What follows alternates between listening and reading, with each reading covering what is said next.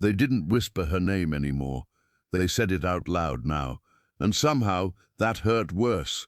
The Wolfless Queen. Not your Majesty, not Queen Myra. Just that.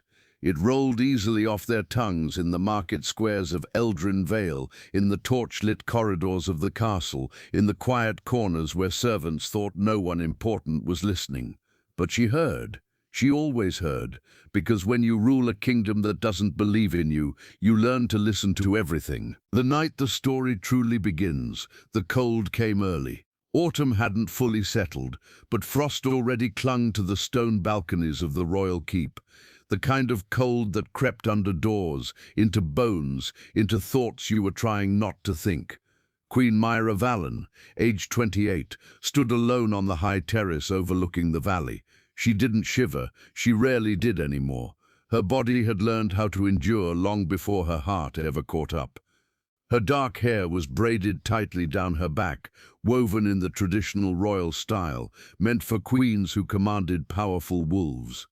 Her gown was layered, deep emerald velvet trimmed with wolf fur that wasn't hers.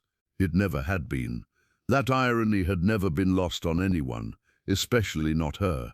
Below, beyond the castle walls, the forest stretched wide and restless, and tonight they were howling, low at first, then louder, then rising together in a haunting chorus that echoed through the mountains.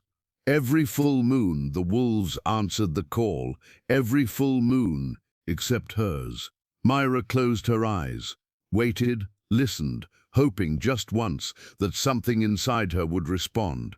A flicker, a pulse, a sound, anything, but there was only silence, the kind of silence that didn't just exist around you, but inside you, and that was the part that broke people. "You shouldn't stand out here alone, Your Majesty." The voice came from behind her, soft, careful, respectful, but not warm, never warm. Myra didn't turn immediately. "Alone is where I'm most expected to be," she replied calmly. A pause, then the sound of hesitant footsteps. Her attendant, Lysa, barely 18, approached with a fur-lined shawl draped over her arms. "You'll catch a chill," the girl insisted. Myra almost smiled, not because it was funny, but because it was the kind of concern people gave when they didn't know what else to offer. A shawl, not loyalty, not belief, just fabric. Still, she let the girl place it over her shoulders. "Thank you," Myra said quietly. Lysa nodded, then lingered just a moment too long, as if debating whether to say something else. She didn't. No one ever did, because no one knew what to say to a queen who couldn't do the one thing every ruler in Eldrin Vale was born to do: shift. Earlier that day, the court had made sure she didn't forget. The council chamber had been full, nobles in heavy cloaks, warriors with arms crossed, elders watching with eyes that had seen too many winters to be patient with weakness, and at the center, her, standing alone, again. "The people are restless," one of the nobles had said, not even bothering to hide the edge in his voice. "They question the strength of the throne. They question me," Myra corrected, her voice steady. A ripple passed through the room, not of respect, of discomfort, because she didn't pretend, didn't soften the truth to make them feel better. "That is because you give them reason to," another voice added sharply. Lord Halvek. Older, loud, dangerous in the way men became when they believed they were right. "A ruler without a wolf cannot command a pack," he continued. "This is not opinion, it is law, tradition. Tradition also says loyalty matters," Myra replied. Yet here we are. That earned her silence, not because they were impressed, but because they didn't know how to argue with someone who refused to crumble. Halvek leaned forward slightly. "Then prove us wrong," he said. The words landed heavier than they sounded. "Prove that you are more than a crown placed on the wrong head." And there it was, not hidden, not softened, just truth, spoken plainly. Myra held his gaze, unblinking. "You've seen me rule for 6 years," she said. "If I were unfit, this kingdom would have fallen already." A murmur followed. Because that part they couldn't deny. Harvests had remained stable, borders had held, trade had grown, disputes had been settled without unnecessary bloodshed. By every measure that mattered, she was a good queen, but not the kind they believed in, because she lacked one thing, and in their world, that one thing meant everything. The howling outside grew louder. Myra opened her eyes again. Still nothing. She exhaled slowly, steadying herself. "You can go, Lysa," she said. The girl hesitated, then bowed quickly and retreated, leaving her alone again. Just how the kingdom preferred it. There had been a time when she wasn't alone. Before the whispers, before the stares, before the quiet shift in how people looked at her. Back when she was a child, running through the forest paths with the other heirs of noble houses. They used to talk about their wolves like they were already real. "Mine will be the fastest. Mine will be the strongest. Mine will lead." Myra had said nothing, because even then she had felt it, the absence, like a missing piece everyone else had, and she didn't. Her mother had noticed. Of course she had. She always did. "You are not empty," her mother had told her one night, brushing her hair beside a candle-lit mirror. "Then why does it feel like I am?" Myra had asked quietly. Her mother's hand had paused, just for a second, then continued, "Because the world does not understand what you are yet." At the time it had sounded like comfort. Now it felt like something else, something unfinished, something she never got to explain. Because not long after that her mother died, and whatever truth she had been holding died with her. A sudden gust of wind swept across the terrace, pulling Myra back to the present. The howling reached its peak, a unified sound, powerful, alive, connected, everything she was not.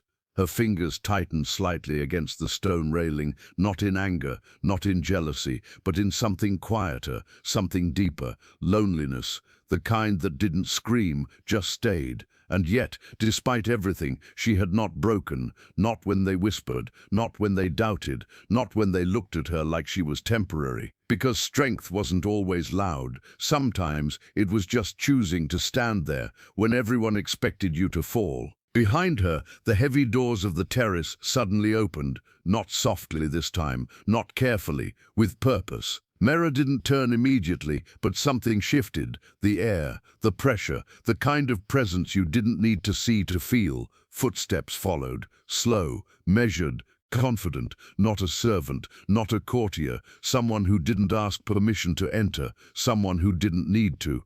Myra finally turned, and the moment her eyes landed on him, something inside the silence moved. Just slightly, just enough to feel wrong. Or right, she wasn't sure yet, but for the first time in years, it wasn't empty. The man standing before her was not from Eldrin Vale. That much was clear. Tall, broad, wrapped in dark fur and leather armor, marked with symbols she didn't recognize. His presence filled the space like he belonged anywhere he chose to stand. His gaze locked onto hers, not dismissive, not mocking, focused, intent, like he was seeing something no one else had ever looked for. The wind howled between them, the wolves in the distance cried out, and for reasons she couldn't explain, Myra's pulse shifted, once, hard. The stranger stepped closer, close enough now that she could see the faint scars along his jaw and the unmistakable gold burning quietly in his eyes. Not human, not ordinary, dangerous, but not to her, not yet. He stopped just a few steps away, studied her, not her crown, not her title, her. And when he finally spoke, his voice was low, controlled and certain. "You're not what they say you are."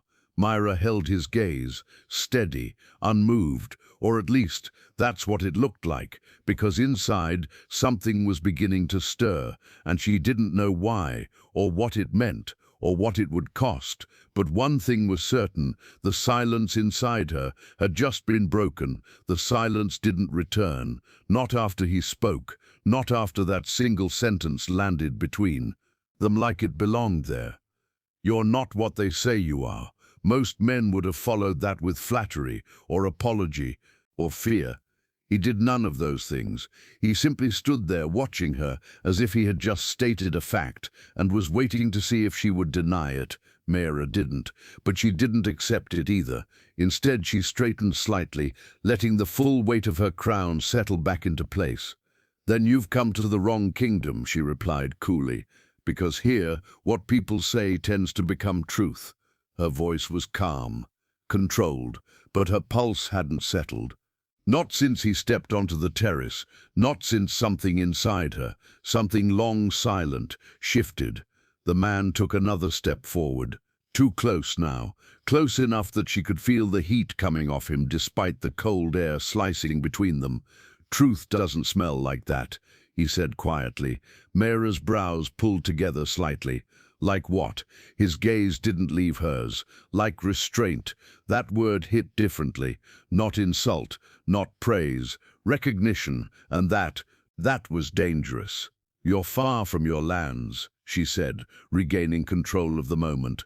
"Men who wander into royal terraces unannounced usually have a reason, and queens who stand alone in the cold usually have one too," he replied. There it was again, that refusal to bend, to soften, to treat her like something fragile or lacking. Most men approached her carefully, like she might break, or worse, embarrass them by reminding them she didn't belong. This man didn't approach her like that. He approached her like she was, worth studying.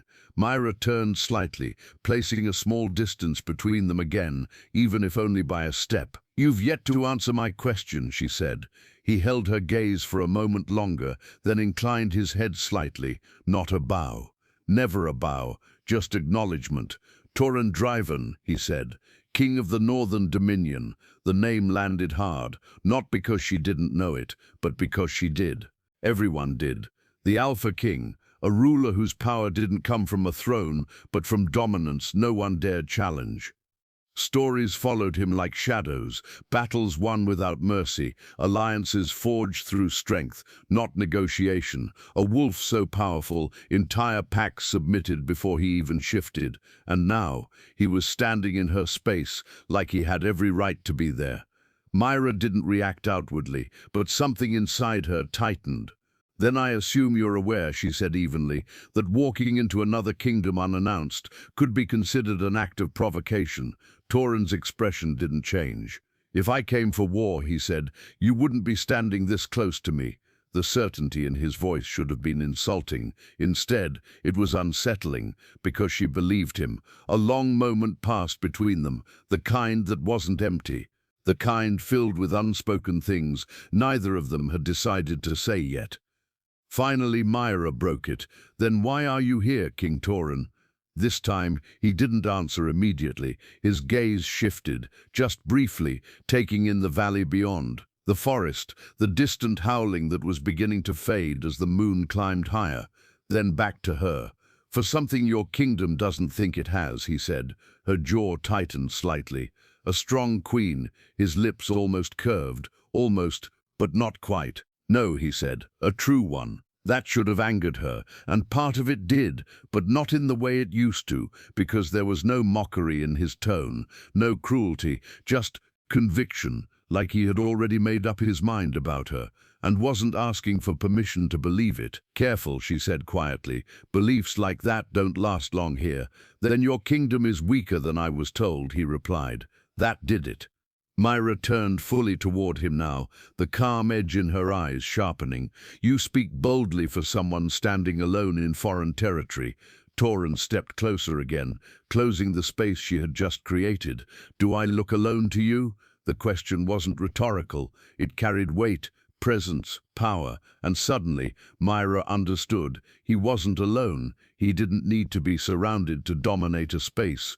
He was the kind of man whose power walked into a room before he did and stayed after he left. Her breath slowed slightly, controlled, measured, but something in her chest, that quiet, dormant space, shifted again, stronger this time, unfamiliar and impossible to ignore. "You still haven't explained your purpose," she said, her voice lower now, not weaker, just different. Torin studied her for a moment, then finally said it. "I came to choose a queen." The words hung between them, heavy, unavoidable. Mayra didn't react immediately, but her mind moved fast, because this wasn't rumor anymore. This was confirmation. "And you thought you'd find one here?" she asked. "I know I will." The confidence in that answer should have sounded arrogant. Instead, it sounded like certainty, like he had already seen something, decided something, before even speaking to her. Myra exhaled slowly. "Then I suggest you look elsewhere," she said, "because this kingdom doesn't meet your expectations." "No," Torrin said quietly, his gaze locked onto hers again. "But you might." That did something. Something small, but real. And for the first time in a long time, Myra didn't immediately shut it down. Footsteps echoed suddenly from inside the corridor. Voices, approaching, court officials, guards. The moment was breaking. Myra stepped back slightly, the distance returning, not just physically, but emotionally. Whatever this was, it wasn't meant to be witnessed. "Leave," she said quietly. "Now." Torrin didn't move, not immediately. His gaze lingered on her, like he was committing something to memory, or confirming something he already suspected. "You feel it too," he said. Not a question, a statement. Myra's expression didn't change, but her heart betrayed her, just once, a sharp, undeniable beat. "Feel what?" she asked evenly. His voice dropped, low, certain. "Whatever they buried inside you." The words hit harder than anything else he had said. Because they weren't guesswork, they were truth, or at least dangerously close to it. Myra held his gaze, refused to react, refused to give him anything, but inside, something was unraveling, and she didn't know how to stop it. The voices grew louder, closer. Torrin finally stepped back, but not in retreat, in decision. "This kingdom is lying to you," he said. Myra's voice came out sharper now. "This conversation is over. For them," he corrected, "not for me." And just like that, he turned, walked toward the edge of the terrace, and before she could question how, he was gone. No hesitation, no sound, just gone, like he had never been there, except the silence didn't return. The doors burst open moments later. Guards rushed in, followed by 2 council members, breathless and tense. "Your Majesty, are you all right?" one of them asked quickly. Myra didn't answer immediately. Her gaze remained fixed on the empty space where he had stood. Her fingers curled slightly at her sides, not in fear, not in anger, but in something she hadn't felt in a long time, awareness. "Who was here?" Halvek demanded, stepping forward. Now she turned, slowly, controlled, back to the queen they expected. "No one," she said, a lie, clean, simple, necessary. Halvek didn't look convinced, but he couldn't prove otherwise. The guards scanned the terrace, found nothing. Of course they didn't. Men like Torrin Draven didn't leave traces unless they wanted to. Eventually they left, one by one, until she was alone again, but this time it didn't feel the same. Myra stepped forward slowly, back to the edge of the terrace, back to where she always stood. The forest stretched out before her, the night quieter now, the howling gone, and yet, inside her, something remained, a shift, a presence, a question she couldn't answer. "You feel it too," his voice echoed in her mind. And no matter how hard she tried, she couldn't deny it. Because for the first time in her life, the emptiness inside her didn't feel empty anymore, and that terrified her more than anything. By morning, the entire kingdom knew.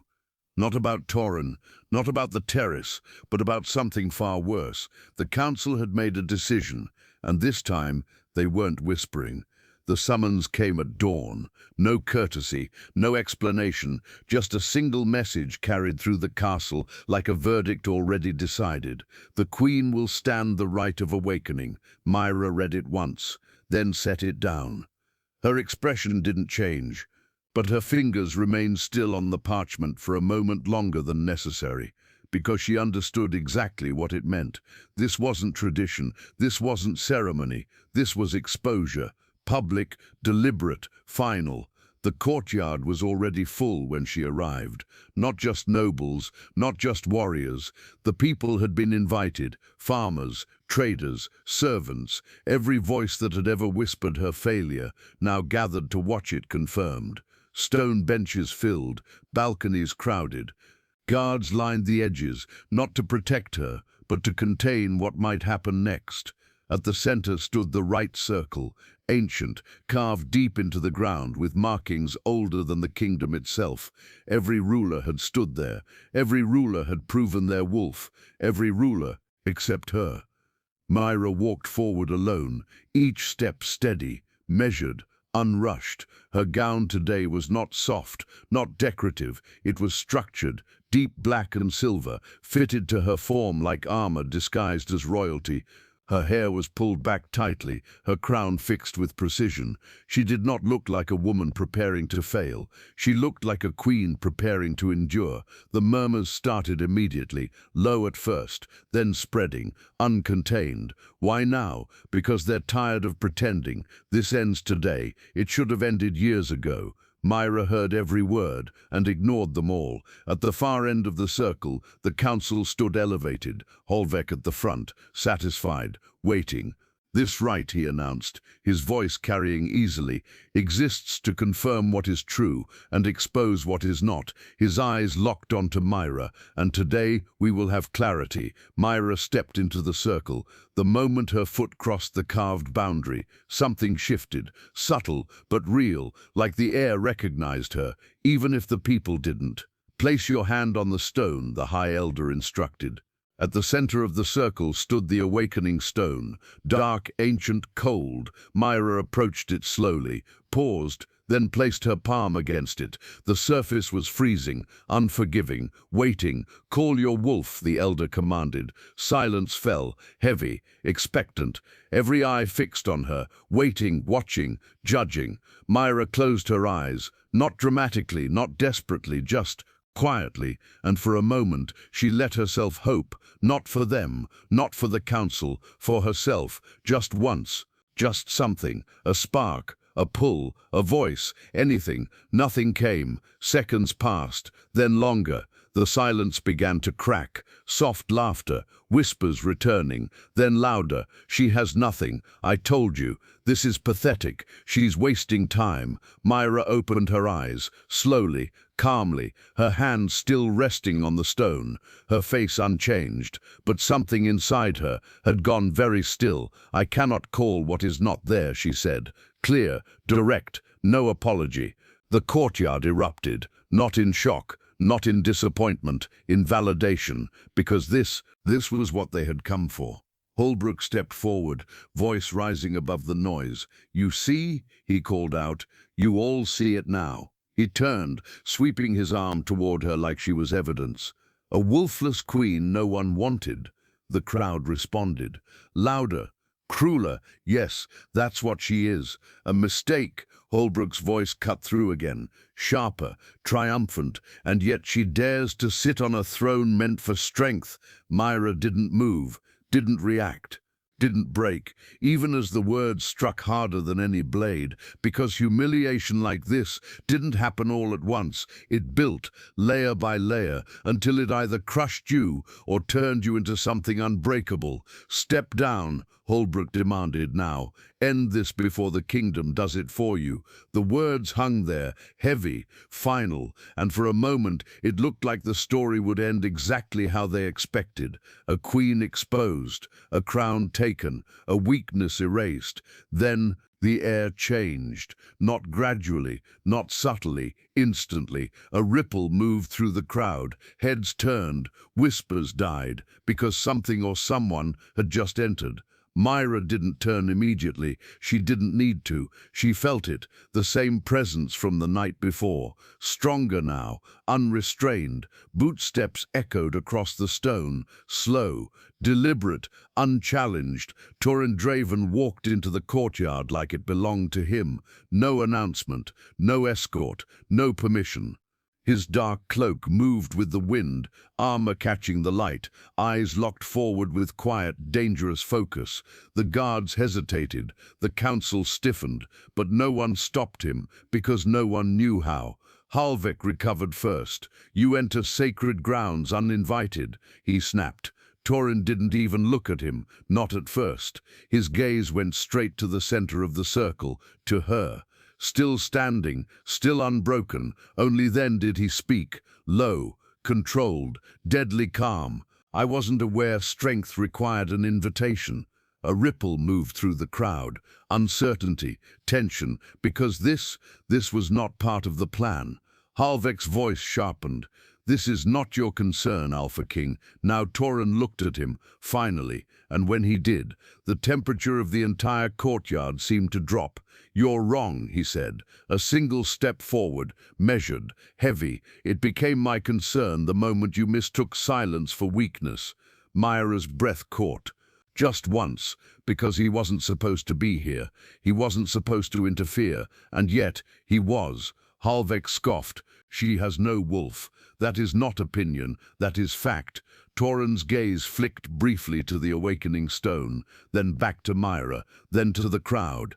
"No," he said, quiet, certain, "that's not a fact." A pause. Then, "That's fear." The word hit harder than anything else spoken that morning, because it turned everything around, them into the ones being judged. Halvek stepped forward aggressively. "You dare?" "Yes," Torin cut in. No raised voice, no effort, just dominance, pure, undeniable. "I dare to say you're wrong." The courtyard held its breath, because now, this wasn't about Myra anymore. This was power against power, authority against authority, and neither man intended to step back. Torin took another step closer to the circle, close enough now that the line between them was thin, deliberate, provocative. "She stood here alone," he continued, his voice carrying effortlessly, "while all of you waited for her to fail." His gaze swept the crowd, not angry, not shouting, just cutting. "And somehow you believe that makes you strong." Silence, deep, uncomfortable. Then his eyes returned to Myra, locked onto hers. And this time there was no distance left, not in the moment, not in what he was about to say. "You didn't break," he said, "not to the crowd, not to the council, to her. Only her."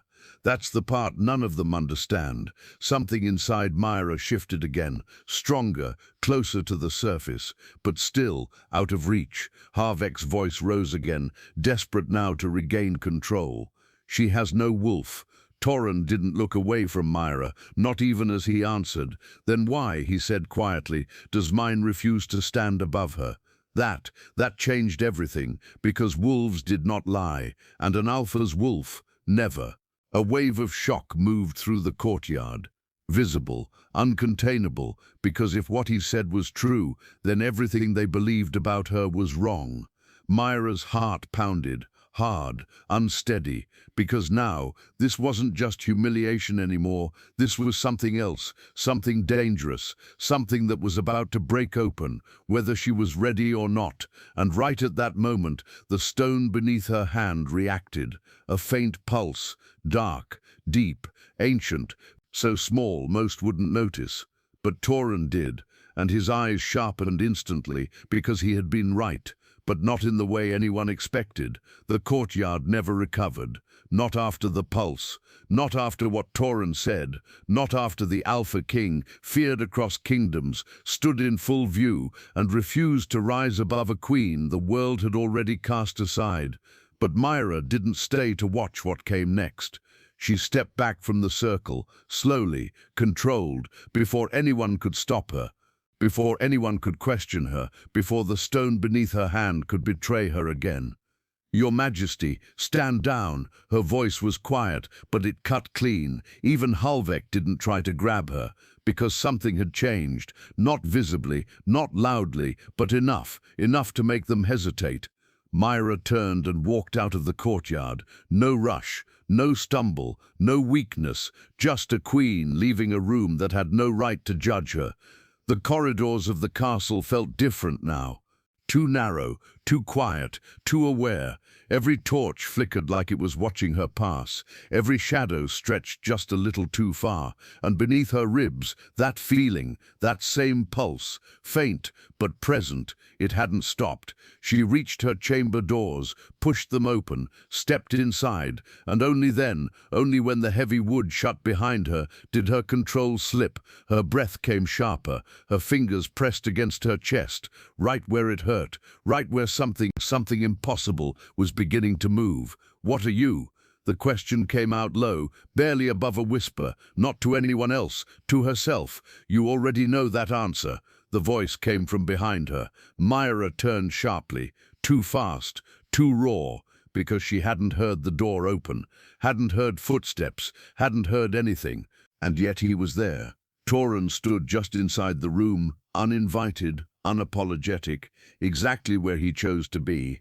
"You shouldn't be here," she said, her voice tightening, but it lacked the force it should have carried, because right now she wasn't fully in control, and he could see it. "No," he agreed calmly, "I shouldn't." He took a step forward, and yet another step. "I am."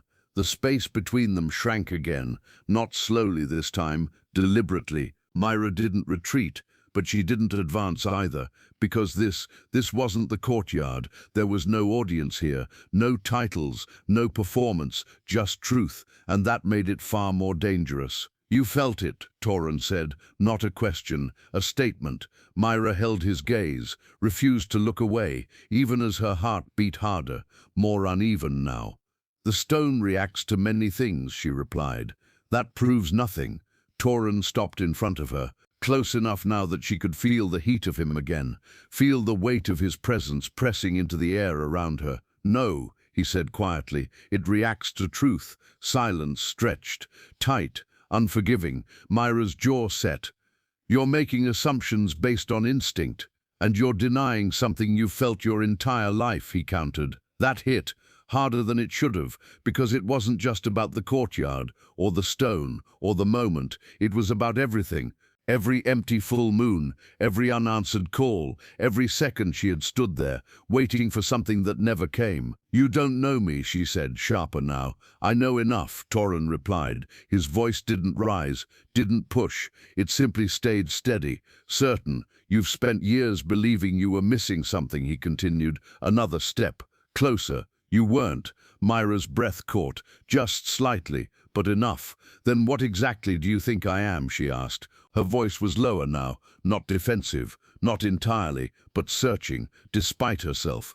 Toran didn't answer immediately. His gaze moved over her face, not with hunger, not with pity, with focus, like he was studying something rare, something dangerous, something real. Then, something they couldn't control. The words landed differently, not like an insult, not like praise, like a key, turning slowly in a lock she hadn't realized existed. Myra shook her head slightly. "No," she said.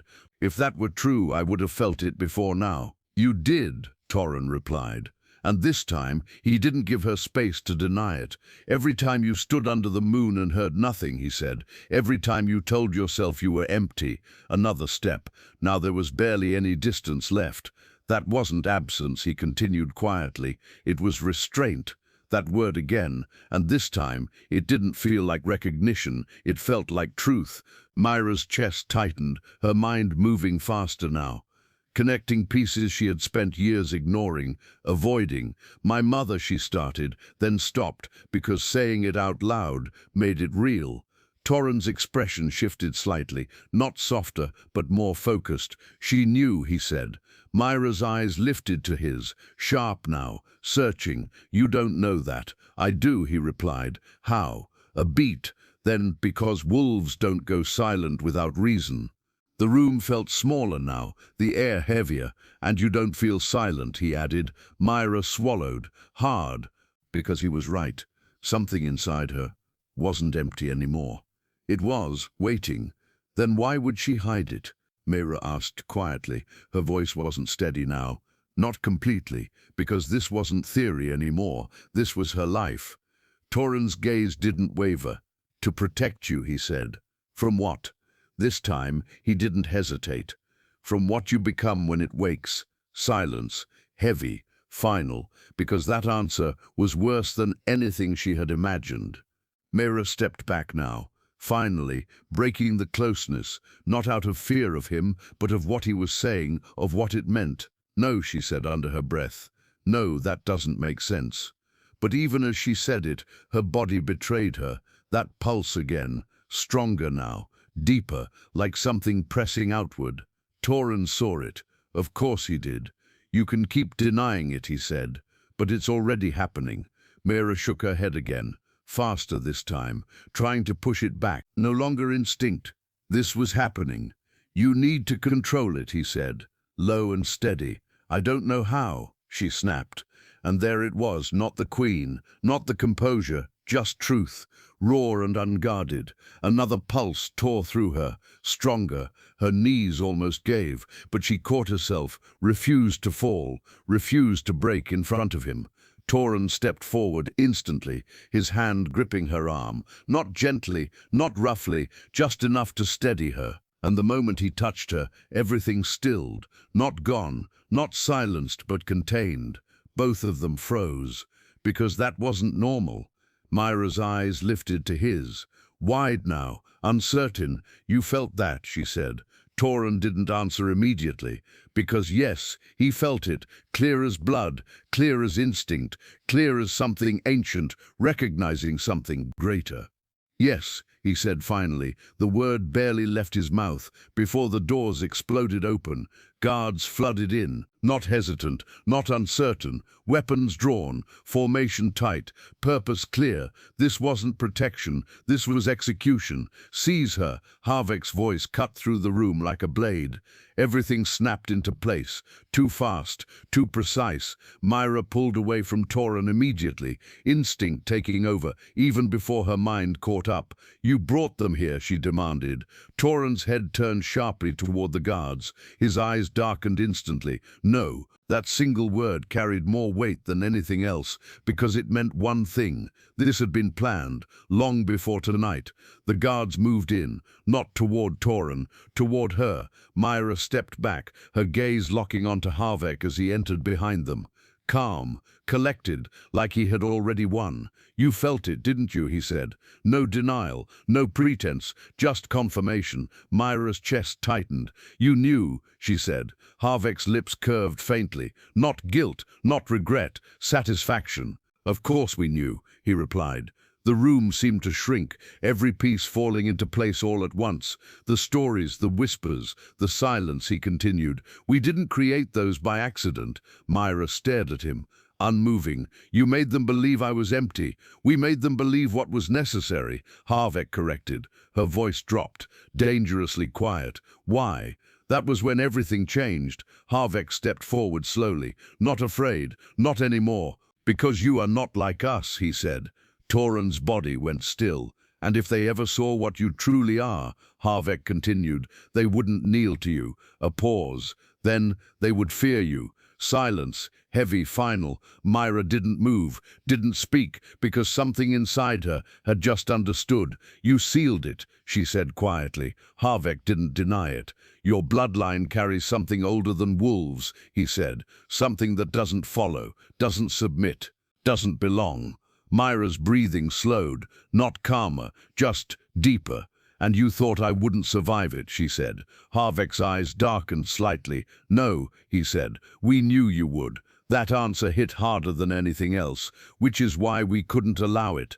The truth landed, clear, cold. They hadn't weakened her, they had contained her. Kill her, Harvek ordered. The guards moved instantly, and that was the moment everything broke. Toran moved first. Fast, brutal, unstoppable. The first guard didn't even see it coming. Bone cracked, body dropped, blood hit stone. The second lunged. Toran caught him mid-strike, twisted hard. Another snap, another fall. Chaos erupted, steel clashed, shouts filled the chamber. Myra didn't move, not at first, because something else, something deeper was happening. The pulse inside her exploded, her vision blurred, her body locked, and suddenly, she wasn't just in the room anymore. She was somewhere else, dark, ancient, endless. A presence surrounded her, not a wolf, not anything she had ever known. Bigger, older, waiting. You were never meant to be small. The voice wasn't outside. It was inside her. Myra gasped. Her body snapped back, just in time to see a blade flying toward her. Too fast, too close. Toran saw it, moved, but not fast enough. The blade struck. Pain exploded through her side. Sharp, deep, final. Everything stopped. The room, the fight, the sound. Toran caught her as she fell, his grip tight, unyielding. Myra, Her blood soaked into his hands, warm, too fast. The guards hesitated now, not out of mercy, out of fear, because the moment the blade pierced her, something changed. The air dropped, the walls trembled, and the pulse returned. But this time, it wasn't inside her, it was everywhere. Myra's eyes opened slowly, but they weren't the same. Not grey, something deeper, something ancient, something that did not belong to the world they understood. Torin felt it instantly. His wolf dropped, not in defeat, in instinct, submission, and that had never happened before. Harvek stepped back, just once, because now he understood. They hadn't stopped her, they had delayed her. Myra's lips parted. Barely. "You were afraid of this," she whispered. The ground cracked beneath her, the air screamed, and something inside her finally broke free. The ground beneath Myra split with a violent crack, jagged lines tearing across the stone like something beneath the earth had finally decided to rise. Wind slammed through the chamber, not from the outside, but from her body, from whatever had just awakened. Torin tightened his grip around her instinctively, but it didn't matter, because the force pushing out of her wasn't something a man could hold, not even him. Myra, her name tore from his throat, but she didn't answer. Her body lifted, not high, just enough that her feet no longer touched the ground, enough to show this wasn't natural. The air turned heavy, thick, pressing down on everyone in the room. The guards staggered, dropped to one knee, weapons clattering from their hands as if their bodies could no longer obey them. One of them tried to stand, his bones locked mid-motion. His wolf, deep inside, forced him down because it recognized something above it. Torin felt it too. Clear, undeniable. His wolf didn't fight, didn't challenge, didn't growl. It bowed, not in fear, in instinct. And that was the moment Torin understood fully. "She's not a wolf," he breathed. No, she wasn't. Myra's eyes opened slowly, but they were no longer human. Silver and gold burned together in her gaze, swirling like something alive beneath the surface. Not wild, not chaotic, controlled, ancient. Power radiated from her in waves, each pulse stronger than the last, each breath bending the air around her. Halvek staggered backward now, the confidence gone, the control gone. This isn't possible," he muttered. Myra's head tilted slightly, not confused, not uncertain, aware. "You knew," she said. Her voice wasn't louder, but it filled the room, every corner, every shadow. "You knew what I was," she continued, "and you still thought you could bury it." The words weren't angry, they were worse.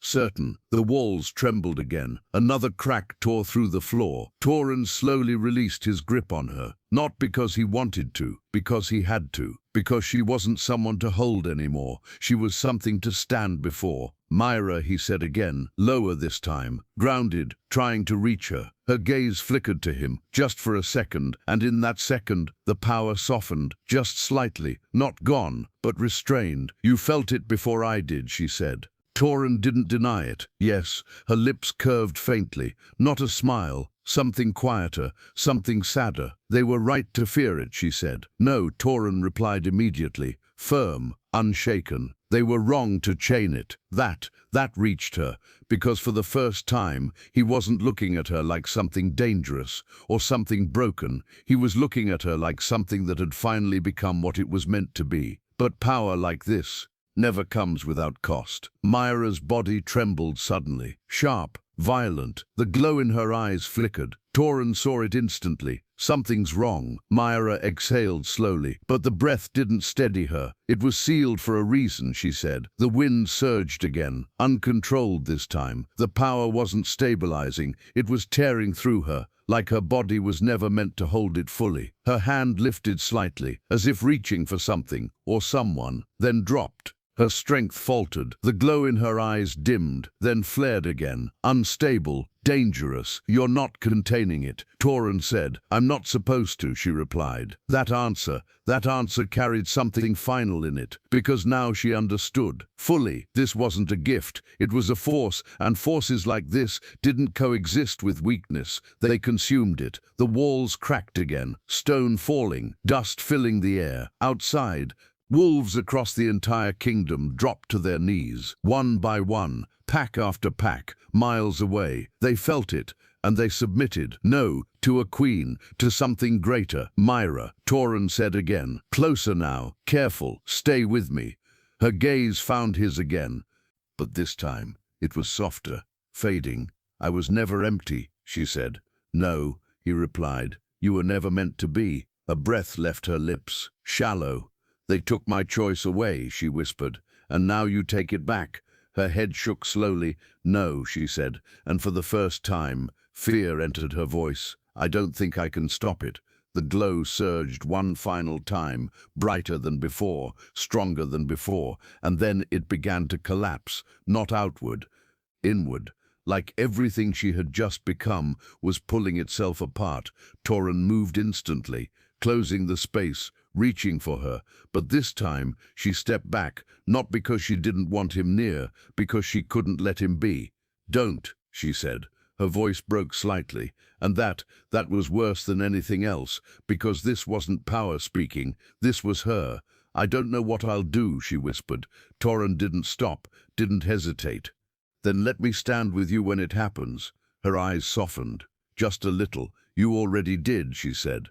The air stilled, just for a moment, a quiet, before something final, and then her body gave out. The light shattered, the force collapsed, and Myra fell. She didn't hit the ground. Toran caught her before she could. His arms closed around her instantly, pulling her against him with a force that had nothing to do with power and everything to do with refusal. Refusal to let her fall. Refusal to let this end. Myra, her name came out low, rough, unsteady in a way no one had ever heard from him, but she didn't respond. The light was gone. The force that had filled the room, crushing, overwhelming, undeniable, had vanished as if it had never been there. The cracks in the stone remained. The silence returned, but it wasn't the same silence as before. This one carried absence. Toran looked down at her. Her body was still, too still. Her skin pale beneath the dim torchlight, her lips parted slightly as if she had meant to say something and never got the chance. No, he said quietly, not loud, not desperate, just certain, because men like Toran Driven didn't accept endings like this. They broke them. He pressed his hand against her side where the blade had struck, blood still there, but slower now, fading. Myra, again, closer this time, nothing. Around them, no one moved, not the guards, not the council, not even Harvek, because no one knew what to do when something like that ended. She's gone, one of the elders whispered. The words barely left his mouth before Toran's head lifted, slowly, and when he looked at them, the room understood instantly. They had made a mistake, a fatal one. You don't get to decide that, Toran said. His voice wasn't loud. It didn't need to be. It carried something far worse than anger. Finality. Harvek tried to recover, tried to speak, tried to take control of something that had already slipped from his grasp. She was unstable, he said. You saw it yourself. Whatever she was becoming, Toran stood, still holding her, and the movement alone silenced the room. She was becoming what you were afraid of, he said. A step forward, and you tried to kill her for it. Another step. Harvek stepped back without meaning to. You don't understand what she was, he insisted. Toran stopped in front of him, close enough now that the difference between them felt small, but only because Toran allowed it. No, he said quietly, you didn't. The words landed, heavy, irrefutable, because now it was clear. They hadn't protected the kingdom. They had destroyed the one thing that could have changed it. The air shifted, not violently, not like before, but enough. Toran felt it first. Of course he did. His gaze dropped to her again. Something was wrong. Or, not wrong, different. The stillness wasn't death. It was absence, like something that had been there, wasn't anymore. His grip tightened slightly. Myra. A faint breeze moved through the chamber. Impossible. There were no open windows, no broken walls large enough to carry wind like that. And yet it came, soft, cold, moving past him, through her. Toran's breath slowed, his instinct sharpened, because he knew that feeling now, not from the chamber, from the moment before everything broke, from the terrace, from her. He looked down again, and for the first time, something in his expression shifted, not confusion, understanding. "She didn't die," he said quietly. No one answered, because no one else felt it, but he did. "She left." The words sounded impossible, but they were true, because whatever Myra had been, whatever she had become, it wasn't something that ended. It was something that moved, something that couldn't be contained by a body that had been forced to hold it for too long. The breeze passed again, stronger this time, and for a brief moment, just a second, the faintest shimmer appeared in the air, silver, gold, watching, then gone. Toran exhaled slowly, not in relief, in acceptance, because he understood now. She hadn't been lost. She had become something the world wasn't ready to keep. He lowered his head slightly, just once, not in submission, in respect, the kind only given to something that stood above everything else. "She was never yours to control," he said. The words weren't directed at anyone specific, but they landed on all of them. The council, the guards, the kingdom, and then he turned, carrying her body toward the doors, not as a fallen queen, but as something far more than that. No one stopped him, no one dared, because even without her presence, the echo of what she had been still remained, and it was enough. Years passed, the kingdom changed, not quickly, not easily, but it did. The whispers disappeared first, then the doubt, then the stories began to shift, not about a failure, not about a weakness, but about a truth they had once been too blind to see. Children were told of a queen who had stood alone when no one stood with her, a queen who had carried something greater than any wolf, a queen who had not been empty but too powerful to be understood, and somewhere, beyond the forests, beyond the kingdoms, when the wind moved just right, some swore they could still feel it, that presence, that quiet, undeniable force, watching, waiting, not gone, never gone. And the Alpha King, he never chose another queen, not because he couldn't, but because he already had.